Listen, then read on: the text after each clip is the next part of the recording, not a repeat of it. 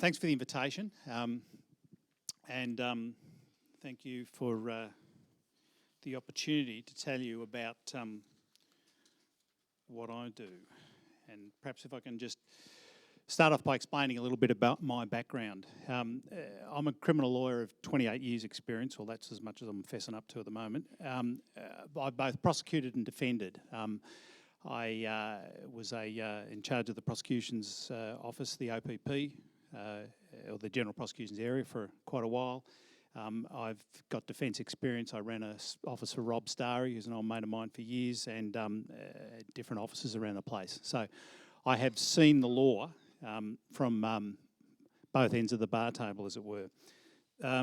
Since January of 2013, I've been working with the Salvation Army, running what's called the Urban Justice Centre, and I'll spend a bit more time explaining that to you shortly, but it's basically a legal service for the homeless and marginalised around the Melbourne CBD. It's what many years ago a couple of lawyers who, in the early days of the CLC, the community legal centres, started off with what they referred to as a poverty law practice. Unfortunately for them, it was a poverty law practice, and so they had to shut it down and go and earn some money. What am I doing at an oral health conference?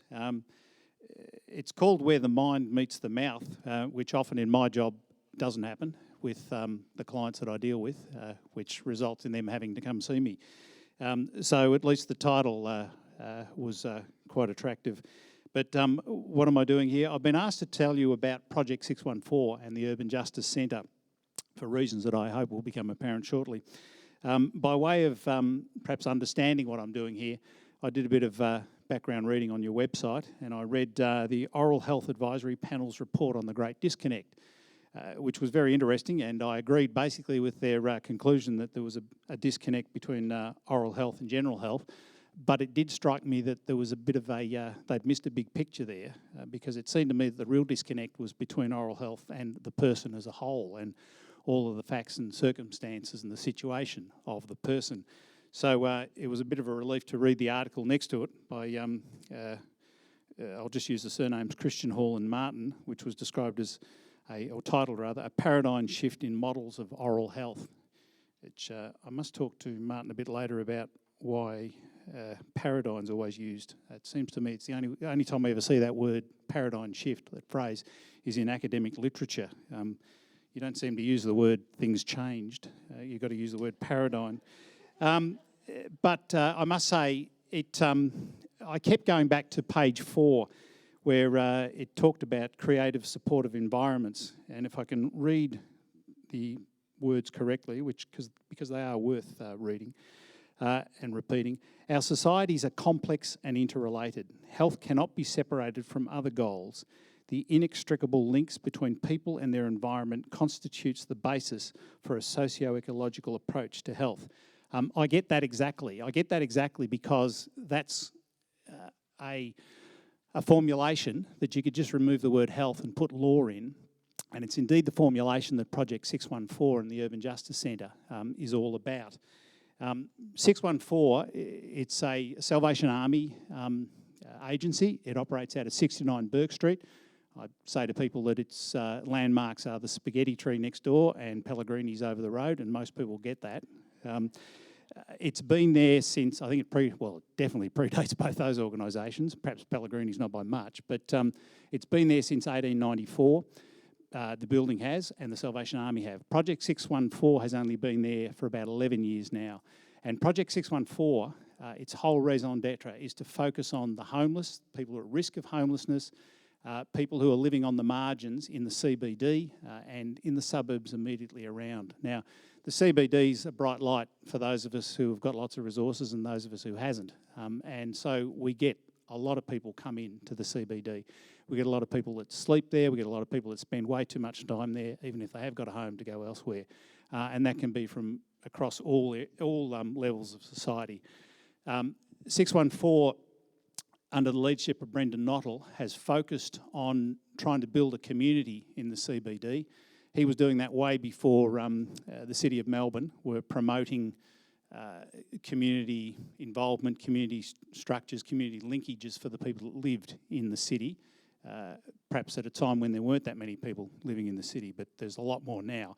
But Brendan's been doing it for a long time, and his focus is the whole idea of community. Now, I've got some descriptions of the various suite of services there, which I've brought along, and people are welcome to come grab a little bit later.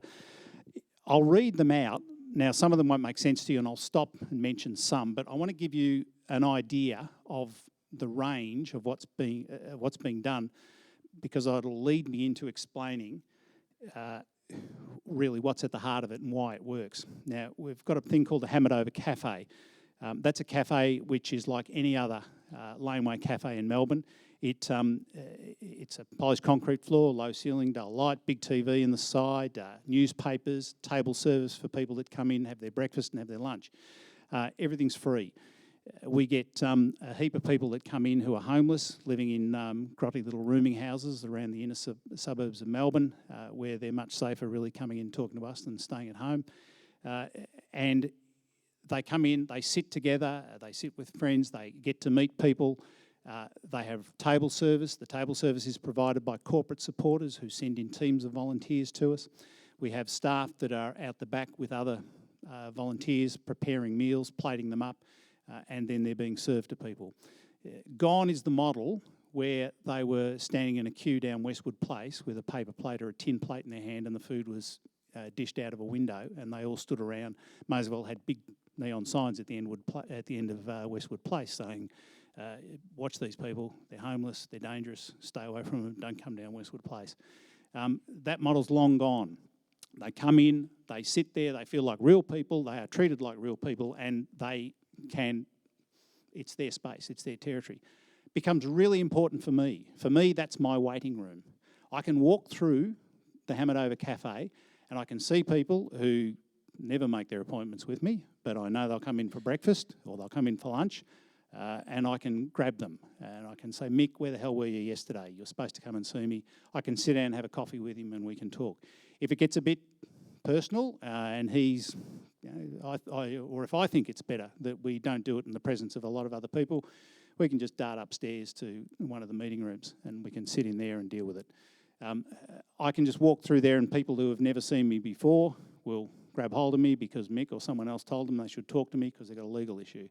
I can walk through there and other staff who have spoken to somebody and they've started to unpack that person's issues. They can grab me and I can sit down, I can talk to the person. If somebody who was supposed to see me doesn't turn up, they can ring me from the cafe if I happen to be at court or presenting at a oral health conference or something.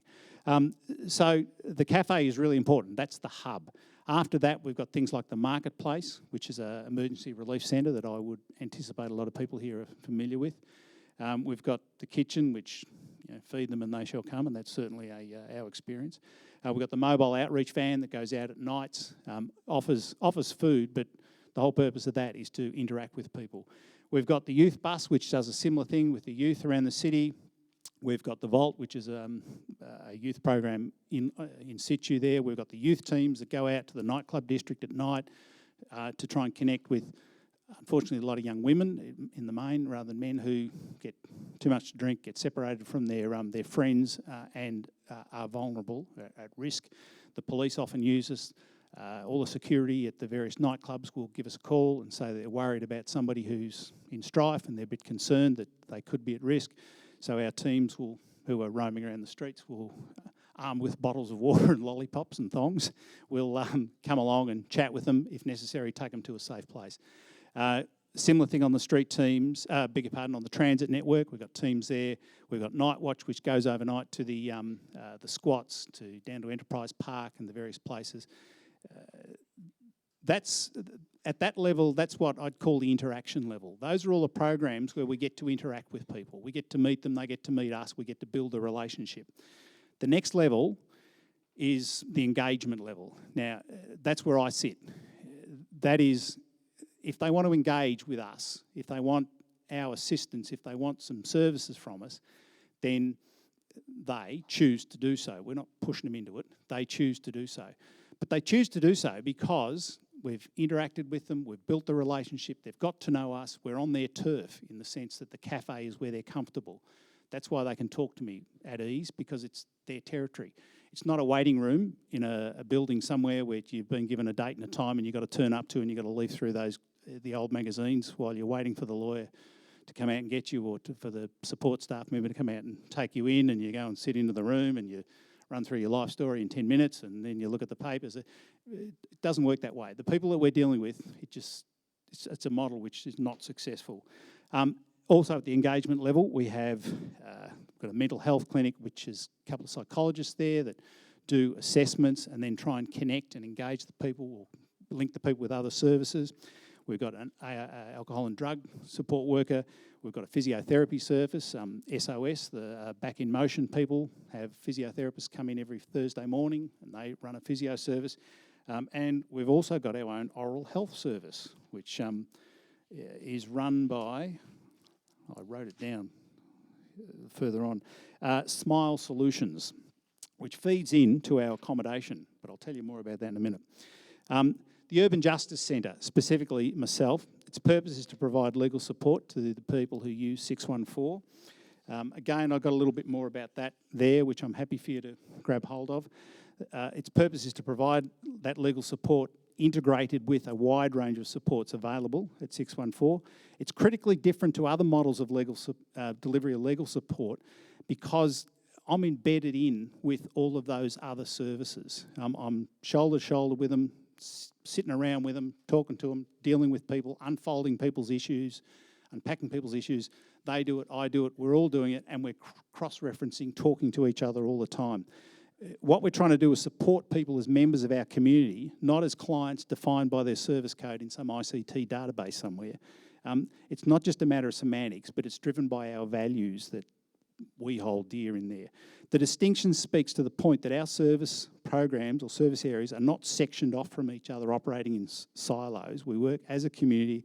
We're trying to support our fellow community members. And for that reason, it's inadequate to describe the Urban Justice Centre as a legal service, because it's not. It's a whole lot more wider than that. Its remit is much wider than that. The legal issues that I deal with, all sorts. On the chart, if you're interested, have a look, goes from tenancy, social security, appeals tribunals. I get a surprising number of wills and estates inquiries. Not that people have got much to leave, but there's generally some well-off smart aleck brother somewhere who's trying to cut them out of their entitlement from the parent's estate or an uncle's estate. It amazes me how many of those come through. Criminal injuries compensation. I get a lot of criminal proceedings, probably, according to this, 35%. It's probably creeping up a bit. Infringements, children's court stuff, a whole lot of stuff, a lot of advocacy stuff with government departments and so on. Those legal issues for our people are usually huge. They're right in their face. They're yelling at them, and I've got to deflate them so as they can get past them, so as the support services can get past them, so as they can deal with what the real issues are. Now, I was going to give you a few examples, but someone's waving at me furiously here. I've clearly gone a bit longer than what I expected. The Magpie Nest, I will mention. Magpie Nest is our accommodation program. Very important program. Collingwood Football Club, who I don't support, but I have to because of this reason, they rent 30 properties for us, 2 and 3 bedrooms. We place people in there that were transitioned out of homelessness, and we support them there. That's where the Smile Solutions come in. Anyone that goes into there gets an assessment by Smile Solutions. They work out a treatment plan, and they pay for that plan. And whilst the person's with us, they stay as a client of Smile Solutions. That gets to be a really important component for our people, because just the difference that it can make for somebody, for them to get what, and you've seen reference to the sorts of issues that happen with people who are particularly using illicit substances, the effect it can have on their oral health. You guys would know better than me. Once it's repaired, the impact that it has is incredible. It can just, I'm not suggesting it's lightning on the road to Damascus. It's not some kind of single cathartic event that's going to change their entire life, but it is a significant event which I can leverage off, which the caseworkers can leverage off, which we can build off, and then if I have a bit of success in reducing the legal issue, the issue with the oral health issue is addressed. All of those things build on each other. They do not stand alone. It is not a case that you can cut any of those out of somebody's life, wrap them up and stick them on the shelf over there and be dealt with separately.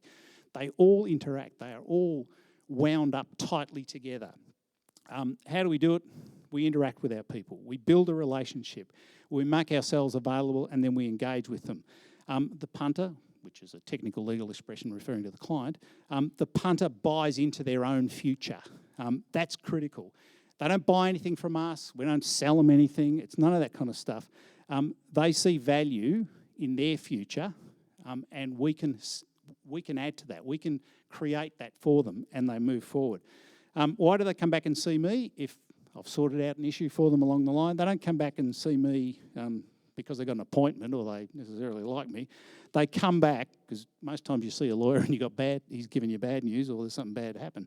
They come back because they can see an outcome and they can see that they're moving forward and they can see that something good's going to happen. They can see that when the accommodation people unpack an issue, that maybe there's the AOD issue comes out, maybe there's the legal issue comes out, they can see that in that community at 614, those issues can be picked up and they can be addressed. What's that all mean for you guys? I suspect what it means is that you've got to think a little bit more widely about how you deliver your service. Dentistry, I suspect you're probably not as badly regarded as lawyers, but you're probably not that high on the, gee whiz, I'm looking forward to going to the dentist list. But people don't mind coming to see me, I can promise you that, in the context of where I am part of.